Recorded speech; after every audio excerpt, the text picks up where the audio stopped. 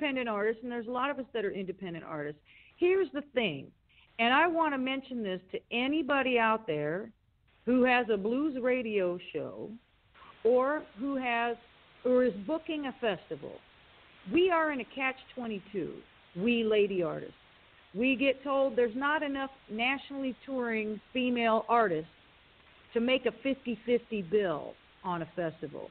There aren't enough nationally known female blues artists to make a 50-50 radio show that's half men, half women on the playlist. But there's a reason why there's not so many that are so well known. It's because we're not getting booked 50-50 on the festival, and we're not getting played 50-50 on the radio. Now, I really appreciate every single DJ who has ever played my music. I mean, it means the world to me, Mark. Thank you. I really appreciate it. I just hope that more DJs will think about their playlist in terms of parity. You see what I'm saying? Think about the playlist, and don't just have a women's show once in a while to make up for the fact that 80% of the artists that you spin are male. Just mix us in. Same thing with the festivals. Just mix us in a little bit more, and you'll see the profile of some of these fantastic female artists that are out there, because we're out there. We're working hard. We're playing. You will see our profiles blow up because, talent is talent. It doesn't matter what race, what sex. Talent is talent, and we cannot be heard unless we get the spins on the radio, and we cannot be seen unless we get the bookings at the festivals. That's very true. And I do believe that you have Laura there as well. I just want to hear from Laura as well, because she's definitely she's got a fascinating story. She's got a fascinating story because, I mean, when I was reading about her, she'll have to tell me how much of the Wikipedia on her is correct as well, but it was talking about her definitely being born in the war-torn country of Vietnam in 1975 and abandoned at birth, and then definitely was part of one of those early rescues that were done during the Vietnam War, which seems like many moons ago, but it really wasn't that long ago. I mean, it was, 75, so we're talking almost 40, I was born 62, just turned 57, so we're talking almost 44 years ago. Yeah. Yep. So what was, you were part of the Operation Baby Lift, so what was that like, just being involved in that as a kid, and also how did that kind of whole life lead you into the blues yourself? Because like I said, it seems to me that that's just natural to be in the blues after all the things that you went through as a youngster. You're absolutely right there. I mean, I'll tell you what, Operation Baby Lift was something that the government did. I mean, can you imagine it? They saw orphans that needed help from this war, and they brought us to the United States to be adopted. So, I mean, times have changed, how times have changed. And when I look at what's happening now, it makes me sad, and feel very grateful that I got an opportunity to live a different life. And that doesn't I don't mean to diminish the fact that my parents might have been killed in this war by American troops. Right. There's a lot to it, but at the same time, I wouldn't be living my dream playing American roots music if the American troops hadn't rescued me from Vietnam. So I mean, it's a very complex topic, but I think my lucky stars every day. I realize, especially on July 4th weekend, what it means to be an American. To me, it's like how many people really reflect on what that means, and I feel very lucky. And I know it's really volatile right now with the political, scene, but I feel grateful that I get to play with people like Lisa, that I get to, do what my compass has always directed me to do, which is it's always been towards music. The blues thing happened by a complete accident. I mean, I kind of feel like the blues found me, really. But so I feel blessed. What do you mean by the blues found you? I mean, was there any particular blues artist that you really started grooving in and really started liking, or was it just something you literally stumbled upon accidentally? Well, I have a similar story with like Lisa. I grew up with a lot of rock, and Heart. They were, that band made me want to sing, and Pat Benatar, and the blues thing happened later. It was like I just wanted to join a rock band, and then someone said, "Hey, if you want to meet musicians, why don't you go to a blues jam where it all started?" So I just wanted to meet musicians, and a lot of blues musicians are multifaceted. They're not just blues musicians. So, a lot of us have a lot of different things that we do besides blues. I played in top 40 as well, like Lisa, and all of those experiences have helped me kind of find my sound, which is a long life journey. So I went to a blues jam. Next, I was running, 2 blues jams simultaneously for like a decade. And I learned a lot. I learned a lot about the blues, and it wasn't until later that I kind of that I understood what B.B. King was doing. And at the time when I got into the blues jam, Susan Tedeschi was the hot plate on the hot ticket, which, God bless her, she still is. But I could relate with what she was doing. And so then, it started from kind of a modern blues artist like herself, and then I kind of kept going back. And then, Donny Hathaway came into my picture, and I was, blown away. And he's more of a soul, blues guy. But it's been a journey, and the blues was, happened by accident. Completely. It found me. I didn't find it. Seems like that happens a lot of times. And just to get back, and then I'll come back to the music stuff, I'm imagining that all of this stuff that's going on with our Latin brothers and everything, it's probably to some degree causing you to reflect back on some of what you went through as a youth as well, because you're right, that's almost the polar opposite of what you went through in terms of being actually helped, and these folks are actually being detained and everything. So I'm sure that's probably oftentimes got you thinking about the contrast between what's happening now and what's going on when you were coming into this country.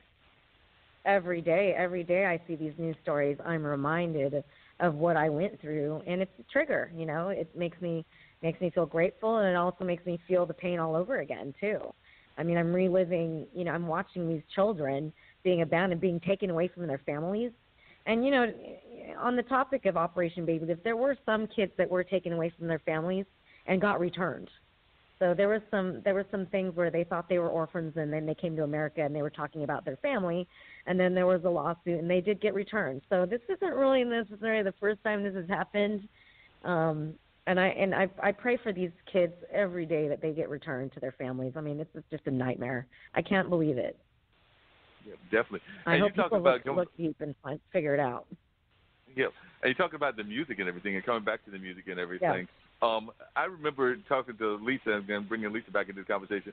Not this past weekend, but the weekend before, I had a good friend of mine that actually did a concert at Haytime. He's a bassist, but a lot of people, he's actually known kind of as a jazz R&B bassist, but his claim to fame is actually that he's a rap bassist, because it's my good friend Chip Sharon. And if you remember the song Rapper's Delight, he did the bass line to that song, which was kind of like one of the first billion-dollar hits in terms of rap music, and kind of got rap music into its national fame and everything that the Sugar Hill Gang put out. But his bass guitar is actually at the Rock and Roll Hall of Fame now, because that, like I said, was one of the first guitars, and he did a concert for us at the Haytime Center, not this past weekend, but the weekend before. So you're right. A lot of times people don't understand how much of a mixed match the music is, because a lot of times I think people try to sometimes label musicians and kind of pigeonhole them into one category or another.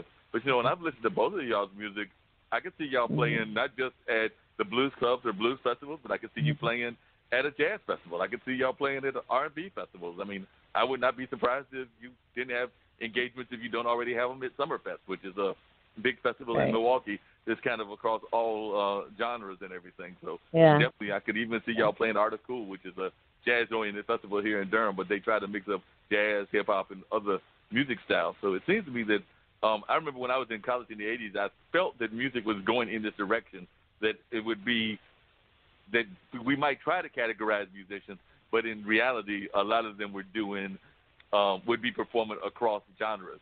Is that what y'all are finding now? Because it means that's what the direction seems to be going. That I don't know that you can necessarily qualify a lot of people just as one style or another. Right. It's a large umbrella. That's right. It's a big tent. I've done a lot of gigs with an artist named Karen Lovely, And she had her last album was really roots and Americana. I had some blues on there, but it was more of an Americana record. And you know, she would still play these blues festivals and get a very warm welcome. So yes, it's you know, who talent is talent, like you said. I love talent is talent. I love a shuffle. I love it. But I don't want to hear 4 days of that at a festival. I'm sorry, it's just too much. Not trying to rush to that kind of festival. I understand. We'll drive ourselves crazy if we play the same thing over and over again. We'll lose our own mind if we play the same thing all the time. Yep. Because y'all are calling us from, you've actually got a festival that you're getting ready to play at very shortly. So tell us a little bit about the festival that you're playing and where y'all are playing, because I know you're calling us from out of state, because when I booked you and everything, you told me that you had a festival coming up. So where are y'all playing this time around? Well, we are playing at the Waterfront Blues Fest, which is the largest festival west of the Mississippi. And it's not just blues. There's R&B and soul acts. There's an entire day and an entire stage dedicated to Zydeco that has a big dance floor. There's 4 big stages at this fest and 1 smaller stage. It's really incredible. 4 days of music. It's like $50 or something to buy a pass, which is nothing. Wow, and all the benefits go to the Oregon Food Bank to help feed the needy. So it's really a special thing. I think Robert Cray is headlining this one. Oh, wow. So Robert Cray will be there. Yeah, We've had him at the... We always have a big headliner, and it brings everybody in. And there's a lot of blues acts that are going to be there that maybe the general public doesn't know. So they come in to see the big headliners, and they get exposed to real blues music and soul music while they're there. So it's a really special event, and people can check it out, waterfrontbluesfest.org, I do believe. I think that's it. But just Google Waterfront Blues Fest. It's huge. I mean, I'm telling you, we're going to wear comfortable shoes. It's really big. There's a lot of hiking you have to do in this thing. I believe it. And what do y'all tell folks when they complain about the prices? Because I had Suleiman on recently, who's a large promoter here, and we had that conversation where he's talking about the pricing of tickets, and he was basically like, you know, making the argument that it's all about what the market will bear and things of that nature. You know, and he also talked about how this festival is cheap. I've seen a lot of other festivals that are way more expensive, and this particular festival is cheap. And people need to understand how much goes into that festival. Not only that, at this particular festival, most of the people working it are volunteers, and this is money for the food bank. So quit complaining, donate some money to the food bank, and come to the festival. That's right. It's a win-win. It's a win-win. You're giving back and you're supporting music. I mean, you can't. It doesn't get much better than that. Mm-hmm. No, I agree with you on that. We definitely need to support our music on a more regular basis and things of that nature. But what do you tell both of you young performers when you find folks that are wanting to get into the blues? I know part of it is you probably tell them to, you know, tell their stories, and a lot of times the stories might be sad, and it might involve some of the pains in their lives, because I think both of you, some of your songs definitely touch on the pains of both present life as well as past lives, not just in terms of the abuse kind of stuff, but also just in terms of relationships. Some of you have probably gone through bad relationships or good relationships or whatever the type of relationships are. But I imagine that you probably tell people to kind of reach into their background in order to come up with these great blues songs. But if a young blues artist comes to you, or just a young musician in general, because I imagine you're probably approached by folks that don't necessarily want to do blues. They might want to do rap, or they might want to do R&B, or they might want to do rock. But when these young people come to you and they find out that you are performers, what kind of advice do you give them? Well, learn how to make a really good bowl of ramen noodles. Learn how to sleep in your van. The practical stuff like that, you know. And also, the music has to matter. It can't just be about, I want to be cool and I want to be on stage and I want to look good. You have to pay attention to the music. You have to learn the style. You have to listen to that music that you're playing. I mean, I can't tell you, these blues